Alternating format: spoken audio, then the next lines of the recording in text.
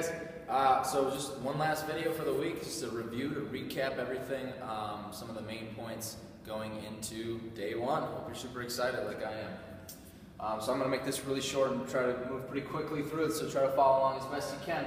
Number one, reviewing with eating. The biggest thing there is stick to the prepared meals that we prescribe to you. Within those prepared meals, remember, we want to limit the starches. So I gave you a grocery list for a reason. I want you to stick to that grocery list. I hope you did already by now. By the time you see this, you should be done grocery shopping and either done or at least soon to be done with preparing the food. Stick to the list this first week. We'll give you some more wiggle room in the future, but for day one, I want to make sure I can control everything that's going into your face, basically. And if I can do that, then I know that we're being successful. Limit the starches, guys. So the one little gray area is when you are literally preparing your meals once the food is done cooking and you're putting it into those pre-made Tupperwares or whatever, make sure we're taking small handfuls of those sweet potatoes. That's something that I really wanted to reiterate. Get lots of greens, okay? So if you're going to go big on anything, put a huge handful of the broccoli or the peas or whatever the heck else type of green vegetables you're putting in there. And of course, make sure you're getting a protein source at each meal, whether it's that meatloaf or the shredded chicken. Both of those turned out really good for us, so I hope you guys have some success with it as well. So, nutrition-wise, stick to the prepared meals. Number two, exercise. You gotta get it done 4 times a week, guys, and we want 3 days a week, Monday through Friday, the 4th day at least being on those Saturdays. We had a decent amount of people show up this last Saturday, yesterday, and it was really awesome. It was a full Saturday class, a lot of hustle and bustle, lots of great energy in the room. So once you guys start getting into that habit, it's going to be really good for all of us. So hit those free Saturdays. I'll come back to the Saturdays a little bit later in the FAQs. Fasting, remember, when you first wake up in the morning, you want to wait at least 2.5 hours from the time you wake up. So if you're waking up at 6 a.m., you're not eating until 8:30. So here's where the prepared meals come in, guys.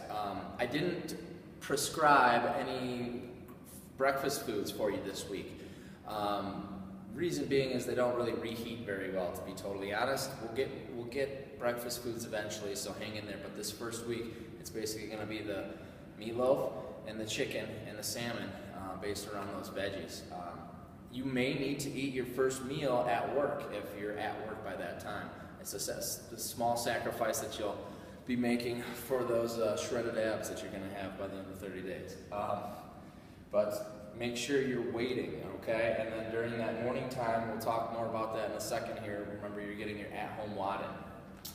All right, so before I go into the FAQs, what I want to understand is attached to this video is basically a rundown on exactly what your day should look like. There's 2 scenarios. There's a scenario where it's a day where you're coming to CrossFit class, and I give different scenarios within that day of whether you're going to an AM, 6 a.m. class or an afternoon class, because that basically makes up the majority of us, okay? Basic rule of thumb is if you're going to a 6 a.m. CrossFit class, you don't need to do the at-home WOD in the morning when you first wake up, obviously, okay? If you're going to an afternoon CrossFit class, then you'll do that at-home WOD, okay? We're still going to do the PM at-home WOD before bed every night. It's just going to be part of our ritual. And then with that, this may be the first time you're hearing about it, but our sleep ritual that I sent you yesterday, that at-home WOD is going to be part of that ritual. So you're doing your WOD, you take your nice warm shower in bed, videos off, or monitors off, and we're reading real books. That's going to help you fall asleep, okay, guys? So, those are some of the main points on that, but I wanted to get into your frequently asked questions here. Number one, supplements. The biggest one was, can I still take protein powders? Yes, you can take protein powders for one. I need you to do your due diligence about what else you're putting in there, because I heard different things from a few different people. If it's just water and a scoop of protein powder, that's fantastic, that's fine. I heard from one person they ground up spinach or something like that, that's fine. Again, that's a green, so go back to your nutrition list, right?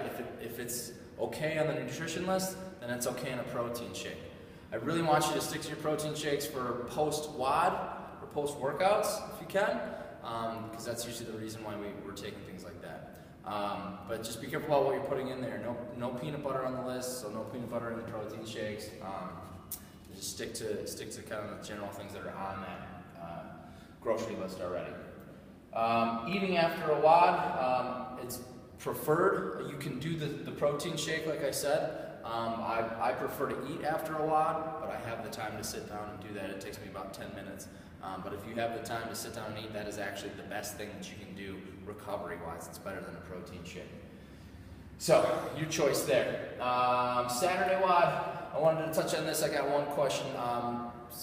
I work all day Saturday or school or whatever it is, and I'm not going to be able to make it to Saturday class WODs. So I will forward to all you guys what I call my hotel WOD, PDF file, whatever it's called, and so you'll pick one of those WODs that you can do at home for yourself. So it's like an at-home WOD, but now we need a little longer duration, a little more intensity than those regular at-home WODs. So a couple other questions, just little details. Tabasco and cheese. So remember, guys, I gave you a grocery list. Stick to the grocery list. We're not ad-libbing. We're not going off the grocery list at all this first week. The one little exception I'll give you, if you want to put a little Tabasco on some of your food, that's fine. But it brings up a good point of condiments. No condiments, guys. No ranch, no barbecue, none of that stuff. You've got the avocados and you've got the coconut oil and olive oil that you can throw on there in little amounts, but no ranch, no barbecue. It's got too much sugar, that stuff. You can throw a little Tabasco on there if you want. It really doesn't have any caloric count, Tabasco sauce. I checked it out. As long as it's regular Tabasco sauce, not some weird other variation of it. But it is pretty high in sodium, so be aware of that. Don't take too much sodium down. Cheese, there's no cheese on the grocery shopping list this week. Don't throw cheese on things this week. I got this question from a lot of people, so I've heard your claims, so I'll be throwing some cheese on the grocery list next week, so hang in there for 7 days. And then protein bars. This one, you've got to really be careful about what you're getting. One person asked about RX bars. There's Cliff bars, other things out there like that. RX bars are okay. They're pretty high. If you read the nutrition facts, they're actually pretty high in sugars and pretty high in carbohydrates, and that's the one big area that we were trying to get away from. Cliff bars are an absolute no-go. I saw a backstory on Cliff bars. They were literally created for rock climbers who would do day-long rock climbing trips and couldn't carry a lot of weight in terms of food, and that's what they're made for. They're supposed to be really high in dense calories, and now people are just eating them because they taste good. So don't eat Cliff bars, basically, is what I'm trying to say. RX bars are okay. If you have them, I guess you can have one post-workout. But that's it, one a day per post-workout, maybe with your protein shake. So I really don't want you to eat them, though, to be totally honest. So that's it for frequently asked questions as far as I know, just a general overview. So again, I'll be a lot of reading attached to this email that you're going to get with this video.